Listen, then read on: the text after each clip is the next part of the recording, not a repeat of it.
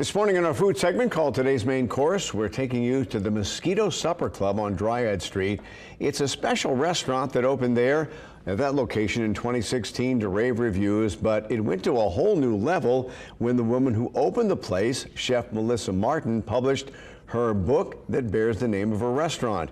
It became a bestseller, named by Bon Appetit and Food and Wine as the best new cookbook of 2020. But our story is not just about Melissa, it's also about her chef de cuisine and the blending of two cultures.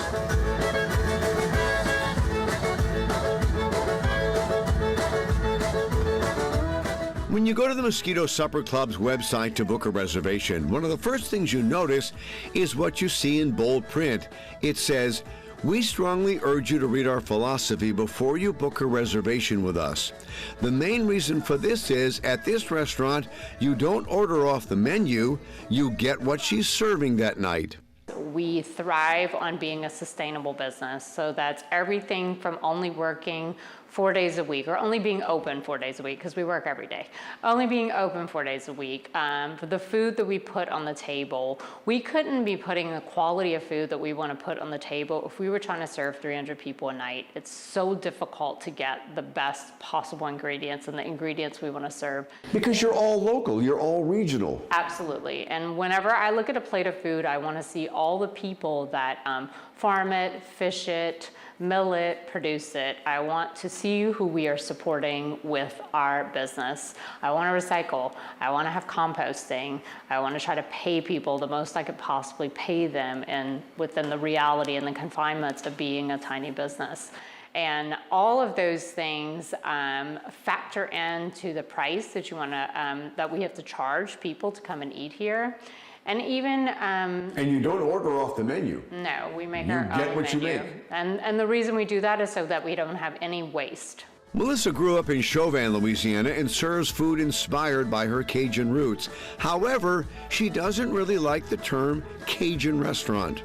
Yes, I grew up a Cajun on the bayou in Chauvin in Terrebonne Parish. Is this very close to my mother's kitchen? In a lot of ways. We serve a lot of her dishes. We serve a lot of my grandmother's dishes. And so when you're having my grandmother's soup, if you're eating here tonight, you're having Belma Marie's oyster soup, that is a Cajun moment, you know? But am I a Cajun restaurant? I think that I'm as close to anyone else who calls themselves a Cajun restaurant in the city. And that's where the roots are. That's where the roots of my cooking are. So there's definitely glimpses of that, but I hate to use the word Cajun to sort of denote anything. What might surprise you, these days the chef in the restaurant most nights is a Senegalese chef named Serene Mabe. Melissa was being stretched from all sides with the success of her cookbook and her plans to write another. She needed help, and soon. I had a big transition period last year where I needed help in the kitchen, and so I just called Serene, and we had done an event together before that went really well, and I just said, and he always says, call me if you need help, and everyone always says that, but I called him one morning and said, I need help, and so he came and helped me out of like a rut for a couple of weeks last year, and I just told him, I said, you know, if you want to come and work here and learn the good, the bad, and the ugly of running a restaurant and get a couple of different set of skills under your belt before you open your restaurant, then I will absolutely, you know, pass the torch to you because I trust his palate 100%. And the fit was a natural because their two very different cultures have a lot more in common for the kind of food she serves. And so the basis of all these ingredients that a lot of Cajuns didn't even know that these were the basis of the ingredients come straight from the place of Serene's hometown. So it's a very natural step for him to cook this food and to easily put his cooking style into it, because what Serene and I realized when we were cooking together doing events is that our cooking style was so similar. Cajuns certainly don't have the amount of spices that Serene was privy to growing up in Senegal, but we have a lot of the same styles, which is like the one-pot cooking. When he's in the kitchen, she gives him license to use her recipes, but with his twist. Serene came on board as the chef de cuisine with the goal of one day opening his own restaurant. And I realized myself before I open this restaurant, I need to work for a chef that I truly respect, that does food that I want to do when I open a restaurant, similar visions, and something that is small, trying to tell a story through the food. And I looked around the city, there's no other chef that fit that character besides Chef Melissa. And not only that, but her food and my food have a lot of similarities. We work together really well. I learned a lot, so that's why I'm here. Because the Mosquito Supper Club is open only 4 days a week, it'll give Serene a chance to do his own food. Starting next month, he'll do his menu on a down day for the Supper Club once a month. And I'll be featuring Senegalese food. I'll be doing my food that I grew up eating, and adding on to everything that I learned throughout the years, working for all these amazing restaurants.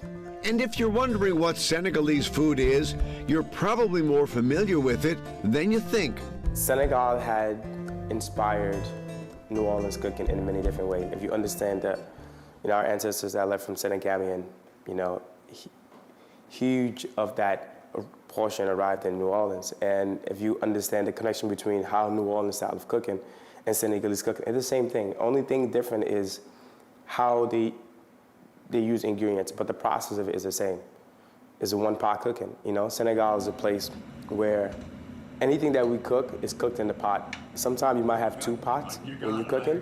Most of the time, it doesn't pass 2 pots. In New Orleans, if you think about all the famous dishes in New Orleans, it's all cooked in 1 pot. Certainly, if you go to Senegal today, you could find gumbo, not similar exactly as New Orleans gumbo, but you could find slight different. A person's from New Orleans going to Senegal eating the gumbo, we call it soupe kanye, which means okra soup, is very similar. Our difference is that we use palm oil as a fat content through our gumbo versus New Orleans don't use palm oil as fat content. Some people use roux. Some people don't use roux. The gumbo, the okra is a thickening agent, On the day we were at the restaurant, Serene was making some of Melissa's recipes and his own gumbo. Everything looked delicious, but what I wanted to try was Serene's gumbo. All right, I want to taste the gumbo first. How is it? That's amazing. That's why I love my job. Wow, that's awesome.